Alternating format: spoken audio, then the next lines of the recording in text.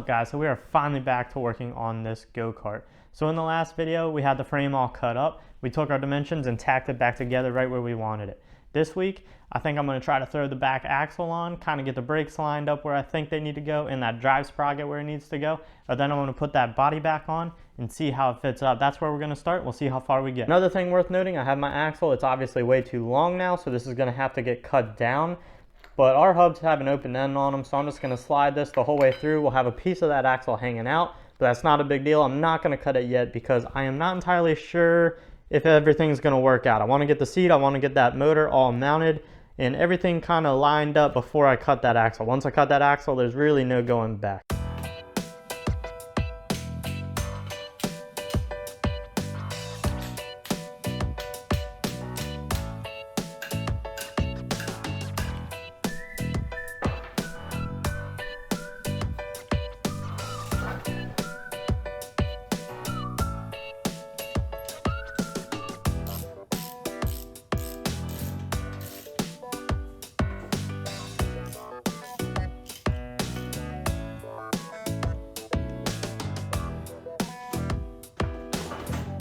So now that we have our axle in and all our components are in, all this plastic here is in the way. I am going to try to keep most of this plastic up in here. I think I'm going to cut it straight across here, and then that'll just separate the inside of this thing from the outside. That tire will give us a nice little wheel well.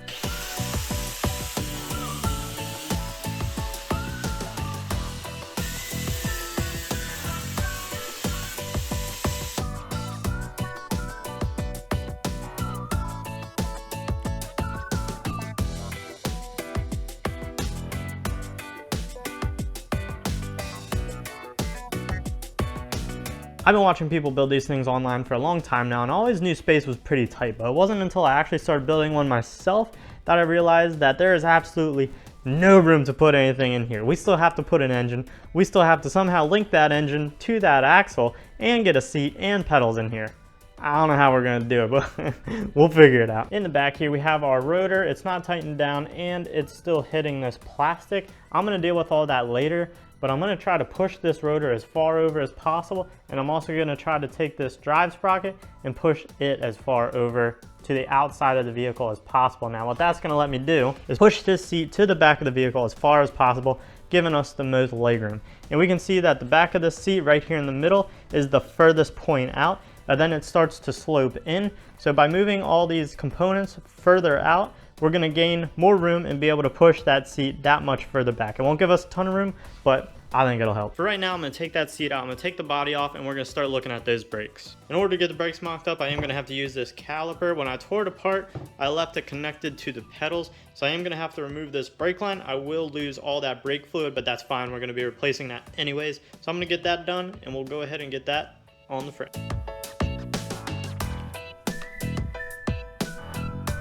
I stacked some washers and threw that banjo bolt back in there, and that'll just keep all the dirt and weld spatter out because this thing will have to be on the frame when I tack it. Originally, when this go-kart was made, the caliper was sitting on the leading end of the rotor. That just means it's on the front of the rotor. That's not going to work for me because I want the most room, and that seat is going to interfere with that. So I'm going to be moving this thing to the back here and putting it on the tailing end. That just means it's on the back of the rotor, and as long as I keep this bleeder valve up, that'll be perfectly fine. And as far as performance goes, it really doesn't matter. I don't think you gain or lose anything putting it on the front or the rear of the caliper. It's just more about where you had the most room. I have the most room in the back. That's where I'm going to put it. Here we have all the components of the caliper. I'm going to go ahead and assemble this.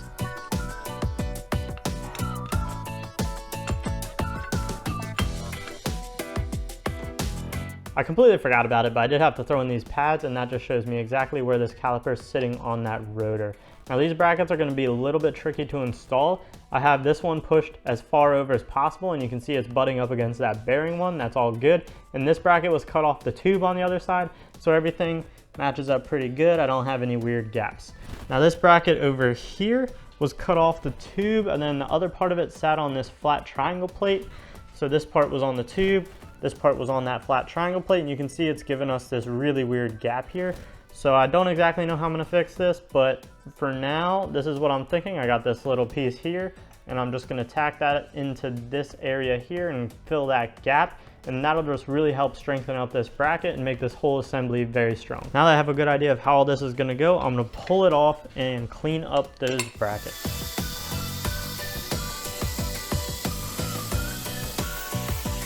Got my brackets all cleaned up, so this one's gonna sit right there just like so. And then this other one, I ended up cutting that tab off. I'm gonna tack it in here, and then I'll have to weld another bracket onto this one just to give this some sideways support. So that's all I have in me for tonight. And I didn't wanna have to break out the welder just to weld a couple things and have to break it out again, because I do wanna get this bracket welded in, so I think that'll be tomorrow's task. I'll go ahead and get this bracket cleaned up for this bearing here, get that welded in. I think dead center of this axle is perfectly fine. And then I'll go ahead and weld in those 2 brackets for the brakes. But I will see you guys in the morning. Welcome back, guys. It is not the next day, it's actually the very next week, but none of that matters because it flew by for you. Now I already told you what we're gonna be doing today, so we're just gonna get right into it.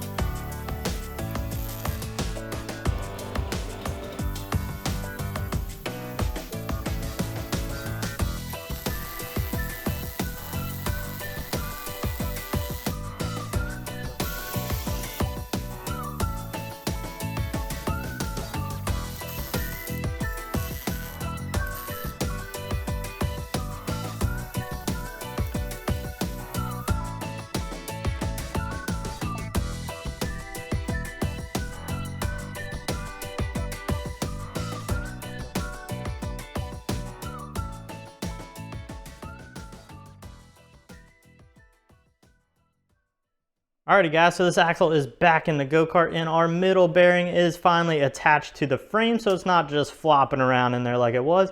And we have calipers, so we sort of have brakes, they're just not hooked up and they don't work yet, but hey, that's a win. That caliper is mounted. Now when SodiCart made these go-karts, I'm sure to cut costs, they just use one type of bracket here. So there's a notch on one side and the other side's square.